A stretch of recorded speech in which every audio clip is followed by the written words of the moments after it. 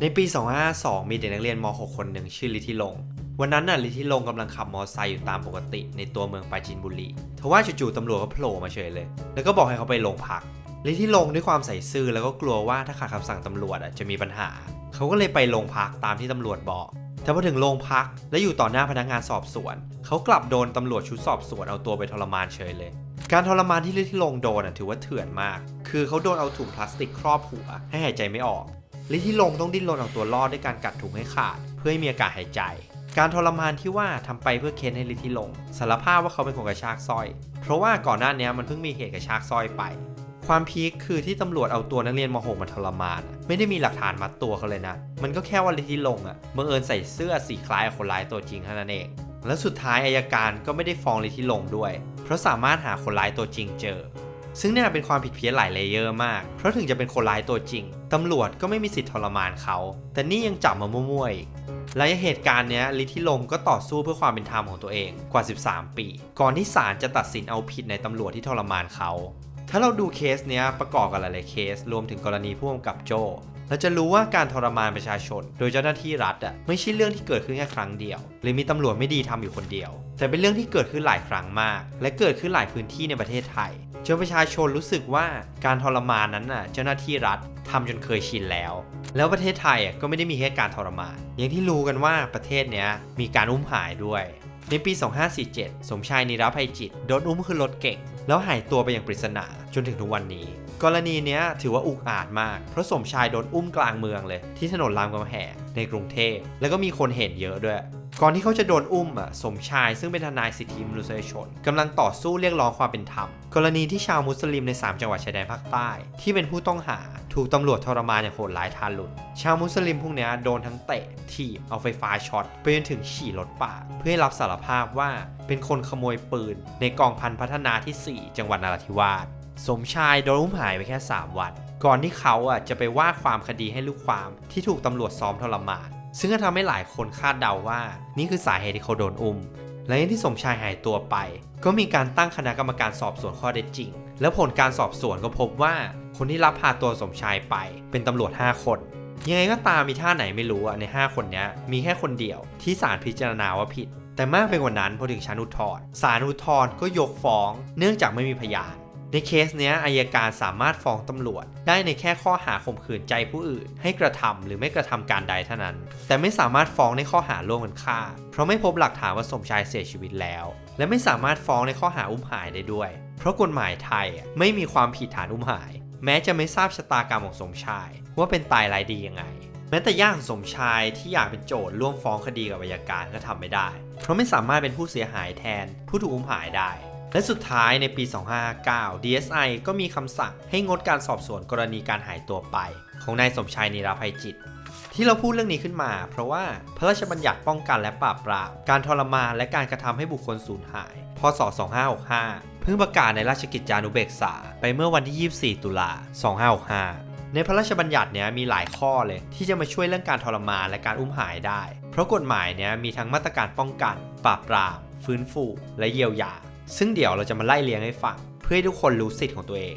อย่างแรกคือต่ออย่างนี้ถ้าเจ้าหน้าที่รัฐทำให้เกิดความเจ็บปวดทรมานต่อร่างกายหรือจิตใจอย่างร้ายแรงเพื่อ 1. ให้ได้ข้อมูลหรือคำรับสารภาพ 2. เพื่อลงโทษ 3. เพื่อข่มขู่เข็นหรือ 4. เลือกปฏิบัติถือว่าผิดอาญาเลยฐานกระทำทรมานแล้วการกระทำโหดร้ายไร้มนุษยธรรมย่ำยีศักดิ์ศรีความเป็นมนุษย์ซึ่งเป็นการลดทอนคุณค่าหรือละเมิดสิทธิขั้นพื้นฐานความเป็นมนุษย์ก็ถือเป็นความผิดเช่นกันถ้ามีหลักฐานว่าเจ้าหน้าที่รัฐควบคุมหรือลักพาตัวบุคคลหรือปกปิดชะตากรรมหรือสถานที่ควบคุมตัวของบุคคลนั้นทำให้ญาติไม่ทราบว่าเขาเป็นตายร้ายดียังไงก็ถือว่าเจ้าหน้าที่รัฐกระทำผิดอาญาฐานทำให้บุคคลสูญหายเจ้าหน้าที่อาจถูกฟ้องดำเนินคดีโดยอัยการหรือครอบครัวได้ยิ่งไปกว่านั้นผู้บังคับบัญชาที่รู้เห็นเป็นใจหรือไม่ห้ามปรามก็ต้องรับผิดชอบด้วยสำหรับคนที่ถูกอุ้มหายไปเจ้าหน้าที่ต้องสืบหาจนกว่าจะรู้ชะตากรรมและอีกข้อหนึ่งที่เราว่าดีมากๆเลยคือต่ออย่างนี้ตำรวจหรือเจ้าหน้าที่ที่จะจับกุมใครจะต้องมีการบันทึกภาพและเสียงต่อเนื่องเพื่อบันทึกเหตุการณ์ตั้งแต่จับควบคุมตัวไปจนถึงตอนส่งพนักงานสอบสวนหรือปล่อยตัวเลยเพื่อป้องกันไม่ให้เจ้าหน้าที่ทำอะไรที่ไม่ถูกต้องแล้วหลังจากที่จับกุมแล้วนอกจากจะต้องแจ้งผู้บังคับบัญชาของตัวเองก็ต้องแจ้งอัยการและอำเภอด้วย ข้อต่อมาคือการสืบสวนเรื่องการทรมานหรืออุ้มหายจะไม่อยู่ในมือตำรวจเพียงหน่วยเดียวอีกต่อไปดังนั้นญาติสามารถร้องเรียนได้ตั้งแต่ที่สถานีตำรวจสำนักงานอัยการ DSI ฝ่ายปกครองระดับสูงและในอำเภอทุกแห่งเพื่อให้หน่วยงานอื่นที่ไม่ใช่ต้นสังกัดของเจ้าหน้าที่ที่กระทำผิดเป็นผู้สอบสวนซึ่งอาจจะมาช่วยเรื่องผลประโยชน์ทับซ้อนได้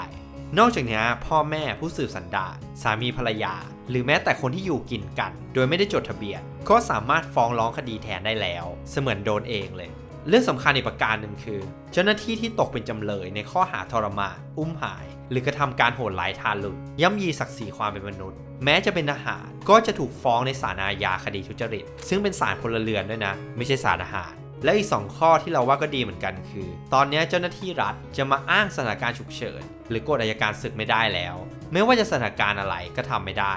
แล้วก็ถ้าหากผู้ใดทราบว่ามีคนถูกทรมานสามารถร้องต่อศาลให้ไต่สวนได้ทันทีโดยศาลสามารถสั่งให้ย้ายที่ขังปล่อยตัวหรือนำตัวไปรักษาพยาบาลได้ส่วนข้อสุดท้ายคือผู้เสียหายซึ่งรวมถึงผู้ถูกกระทำและญาติก็ต้องได้รับการเยียวยาด้วยทั้งด้านการเงินและจิตใจถ้าผู้เสียหายต้องได้รับการฟื้นฟูระยะยาวก็ต้องจัดหาให้โอเคครบทุกข้อแล้วแต่ตอนจบเราอยากจะพูดอีกประเด็นหนึ่งที่สำคัญมากซึ่งกฎหมายเนี่ยก็เป็นส่วนหนึ่งเหมือนกันคือเรื่อง transitional justice หรือความยุติธรรมในระยะเปลี่ยนผ่านนิยามของ transitional justice ของ UN คือวิธีการหรือกลไกที่ทำให้สังคมสามารถตระหนักหรือเดินต่อไปได้หลังจากเหตุการณ์ความรุนแรงการละเมิดสิทธิหรือการกดขี่ที่เกิดขึ้นเป็นวงกว้างในอดีตเพื่อให้คนผิดได้รับโทษและให้เกิดความยุติธรรมซึ่งก็แปลว่า transitional justice เนี่ยเป็นการทำให้สังคมสามารถเปลี่ยนผ่านจากสังคมเผด็จการที่มีความขัดแย้งและการละเมิดสิทธิมนุษยชนอย่างรุนแรงไปสู่สังคมประชาธิปไตยที่รัฐบาลต้องเคารพสิทธิมนุษยชนและประชาชนต้องอยู่ร่วมกันได้ด้วยความปรองดอง